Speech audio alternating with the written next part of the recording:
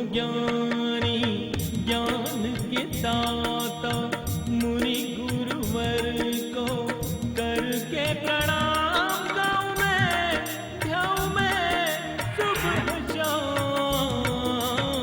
पुलक सागर एक नाम, एक नाम, पुलक सागर एक नाम। गुरु तुम हो ज्ञानी, ज्ञान के दाता, मुनि गुरुवर को करके प्रणाम। आपसे मेरा आग्रह है, दो देवियां हैं, एक लक्ष्मी है, एक सरस्वती है। ध्यान रखना, ये बात अलग है कि तुम नाम तो सरस्वती का लेते हो लेकिन ध्यान लक्ष्मी का ही रखते हो।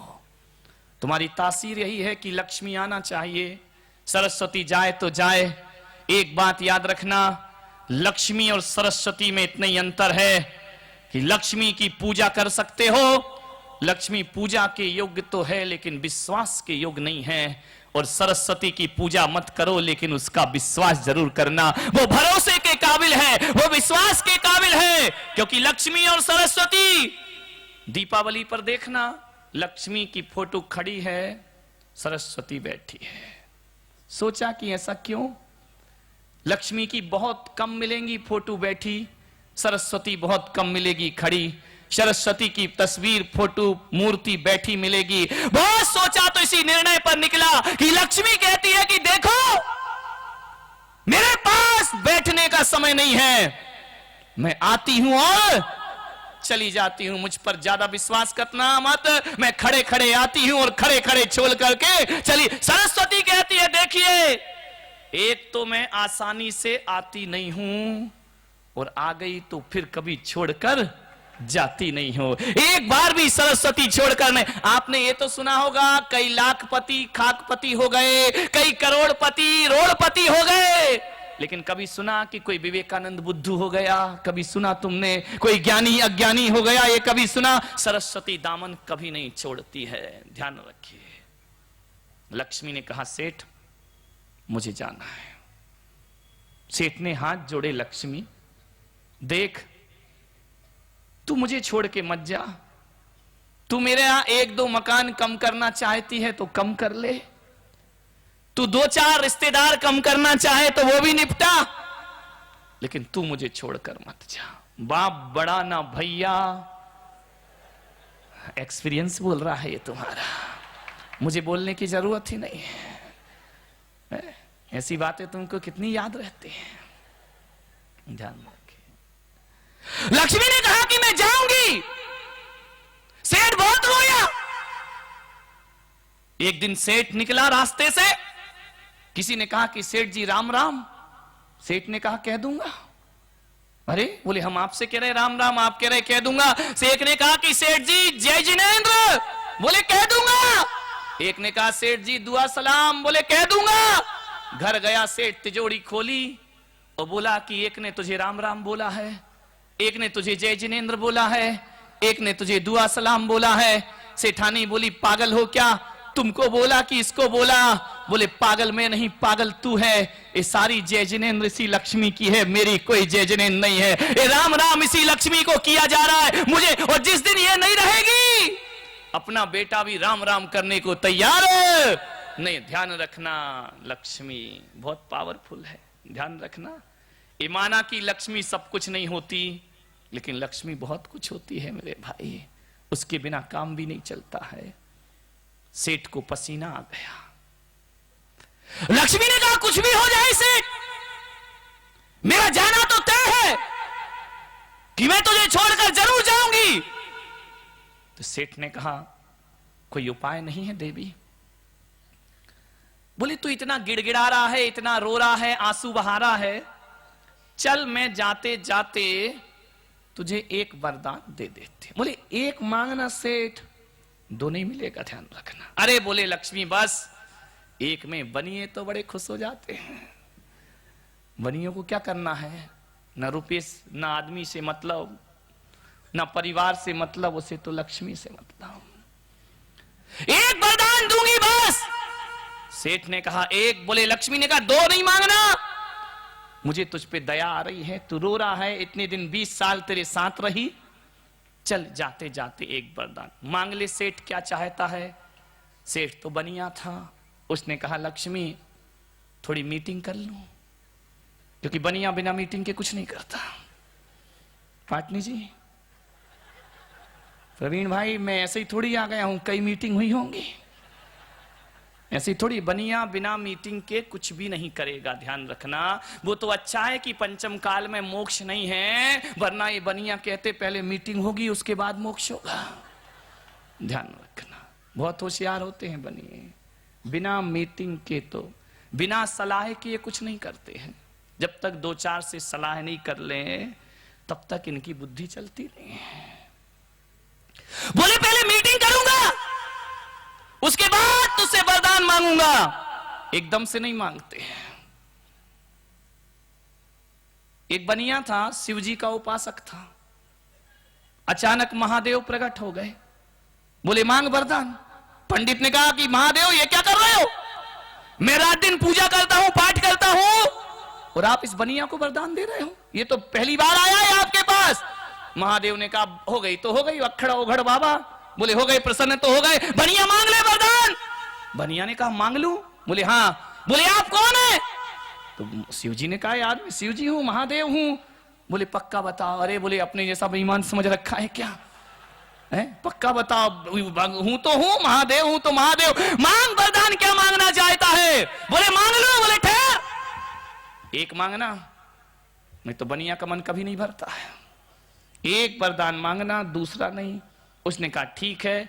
तो शिवजी ने कहा मांग ले वरदान। बोले पहले मीटिंग, घर में जाऊंगा, सलाह करूंगा, मशवरा करूंगा, उसके पहले। ये बनियों का सारा पैसा वकीलों के पास जाता है और डॉक्टरों के पास, और कहीं नहीं जाता है।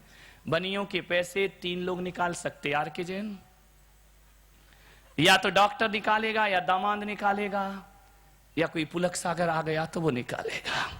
बाकी किसी की मजाल नहीं कि तुम्हारी तिजोरी में हाथ डाल सके। ध्यान रखिए, किसी की इतनी हिम्मत नहीं है, सगा बेटा भी नहीं निकाल पाएगा। तुम्हारी तिजोरी तो हम ही खाली करा सकते हैं, वो खाली नहीं कराएंगे भाई तो भरेगी कैसे? ध्यान रखिए। गया घर जाकर के मां अंधी बैठी थी आंगन में, मां से कहा कि मां महादेव प्रकट हुए हैं, वो कहते हैं कि वरदान मांग ले। मां ने कहा पागल, तुझ पे और भगवान खुश होगा? तेरी करतूत तो देख। अरे बोले हो गए तू इस बहस में, मतलब 1 घंटे का टाइम मिला है मुझे। तो बोले क्या बोल रहे हैं? बोले कि वरदान मांग ले। तो बोले मांग ले वरदान। बोले एक ही बोला है, दूसरा वरदान नहीं मांगना। तो बोले हाँ एक मांग ले। बोले बता मां क्या वरदान मांगू? बोले बेटा 80 साल की उम्र है, आज तक मैंने दुनिया नहीं देखी है, महादेव से कहना मेरे लिए 2 आंखें दे दे। बनिया ने कहा धत तेरे की बुढ़िया आंखें दे दे, 80 साल नहीं देखी, 20 साल देख के कर क्या लेगी तू? अब बूढ़ी हो गई, अब देख के क्या तेरा भला होगा? चल छोड़। मां समझ गई बेटा तुझे मेरी परवाह नहीं, तुझे तो नोट की पर। अंदर गया पत्नी के पास, पत्नी से बोला शिवजी प्रकट हुए, बोल क्या वरदान मांगू? पत्नी ने कहा ऐसा है अपनी 15 साल हो गई शादी हुए। तो बोले क्या मतलब? बोले आज तक कोई बच्चा नहीं हुआ है, एक बच्चा मांग लो। उसने कहा पागल है क्या, बच्चे मांग लो? अनाथ आश्रम से उठा लाएंगे यार, तू कहां लगा रखी बच्चे अच्छे मांग लो, शिवजी को इसमें काहे को डालना? तो उसने कहा भाड़ में जाओ, तुम्हें जो मांगना वो मांगो, मेरे पीछे काहे को पड़े हो? घर आया लौटकर मंदिर में, शिवजी ने कहा क्यों रे बनिया वरदान? अरे बोले दे दो महादेव। बोले ध्यान रखना मीटिंग हो गई। बोले हो गई। प्रस्ताव पास? बोले पास। तो बोले एक ही मिलेगा, 2? अरे बोले शिवजी एक ही मांगूंगा, कोई जरूरत नहीं 2 की मुझे। तो बोले क्या? तो बोले दोगे? बोले हाँ। बोले पक्का? अरे यार बोले किसके पचड़े में पड़ गया मैं, ये बार-बार पक्का पक्का। बोले हाँ दे दूंगा वरदान, मोंग जो मांगेगा वो दूंगा। तो बोले शिवजी एक वरदान दे दो। बोले एक ही मांगना? बोले मेरी मां अपने पोते को सोने की थाली में भोजन करता देखे। कुछ लोगों को घर में जाके समझ में आएगा। मेरी मां अपने पोते को सोने की थाली में भोजन करते देखे, बस एक वरदान दे दे शिव जी, बनियों से भगवान बचाए।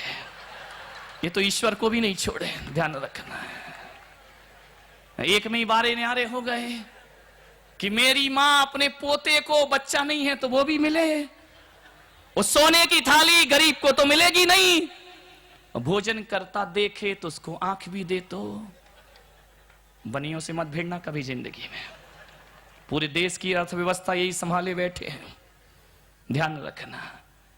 एक बार एक सुनार और बनिए में ठन गई। बनिया सुनार को रोज मूर्ख बनाता, परचूने की दुकान, वो सुनार की सोने की दुकान। अब सोना तो कोई रोज रोज लेगा नहीं, लेकिन आटा दाल तो रोज चाहिए। सुनार रोज जाता बनिए की दुकान में। सुनार ने कहा किसी दिन ऐसी पड़ेगी बेटा तुझे, जितना तू लूट रहा है ना, एक बार में कसम निकाल लूंगा। एक बार बनिए की लड़की की शादी, बनिया 7 हीरे लेके पहुंचा सुनार की दुकान पे। उसने कहा अब आया ऊंट पहाड़ के नीचे, जितना लूटा है अब तुझे मैं बताता हूं। बनिए ने कहा ले भाई सुनार भाई, 7 हीरों का हार बना करके दे दे। सुनार ने कहा दो। बनिए ने 7 हीरे दिए। सुनार ने कहा आज से देखता हूं कि बनियागिरी ज्यादा होती है या सुनारगिरी ज्यादा होती है। उसने गिना, बोले मैं गिनूंगा, तेरा कोई भरोसा नहीं। बनिया ने कहा गिन ले। उसने गिना 1 2 3 4 5 6। देखा यार हीरे तो 7 हैं, एक धीरे से नीचे गिराया।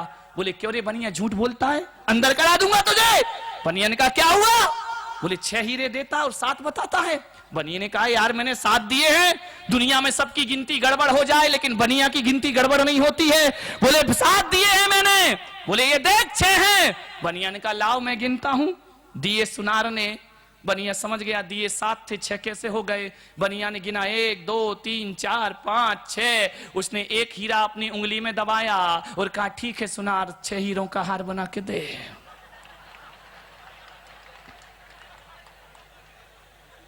एक तो जेब में डाल ही लिया उसने, अब जो तूने गिराया है वो निकाल। तू 6 कह रहा तो ये 6 पकड़।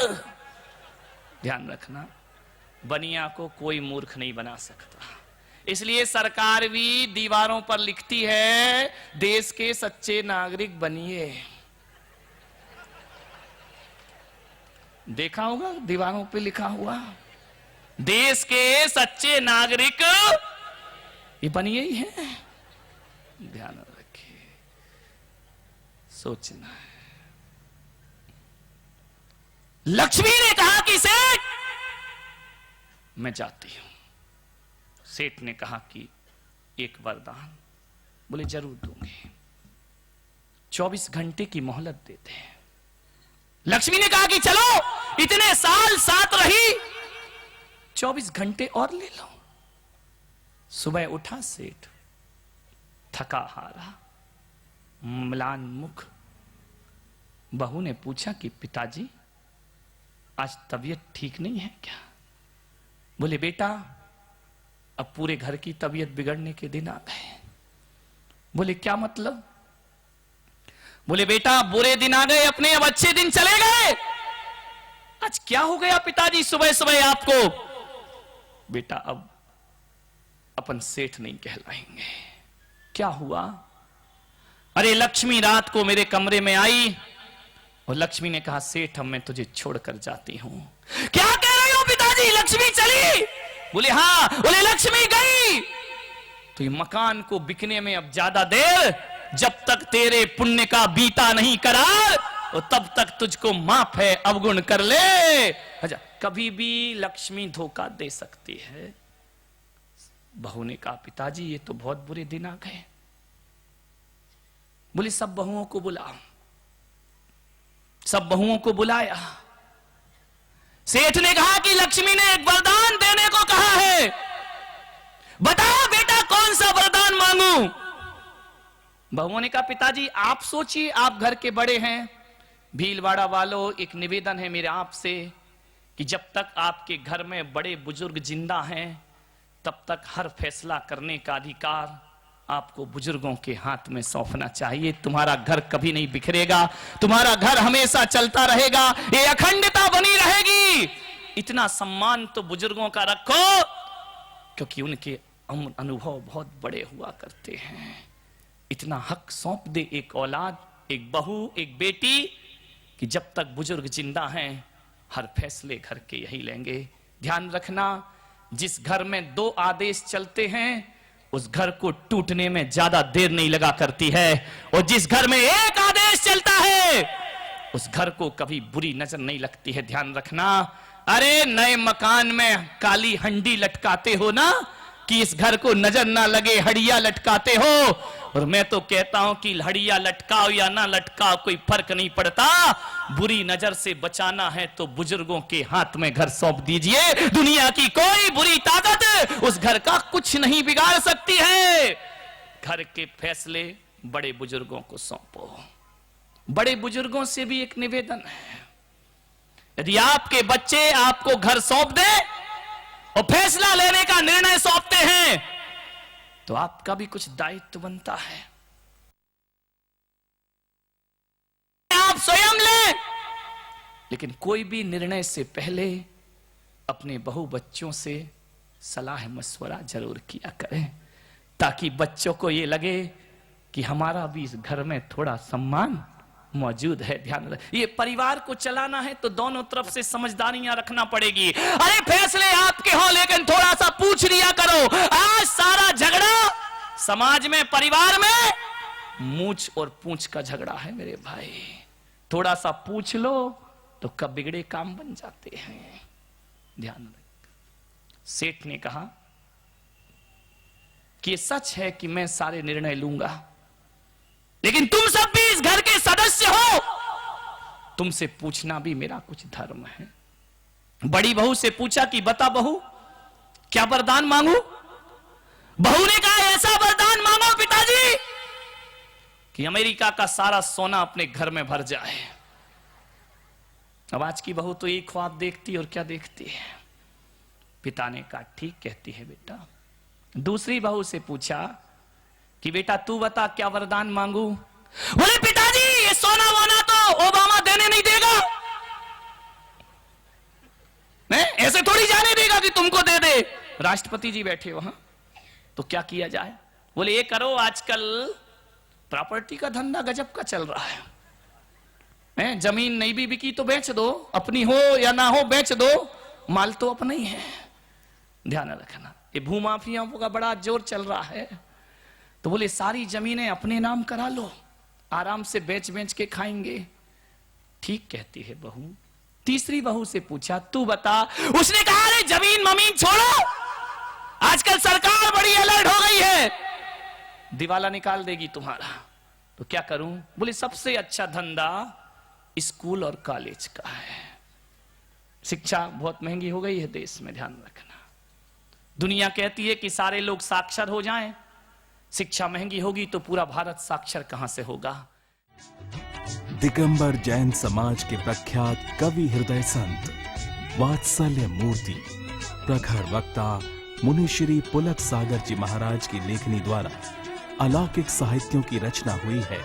मुनि श्री द्वारा रचित ग्रंथों को पढ़ने से आपका जीवन निश्चित ही नए आयामों को प्राप्त करेगा।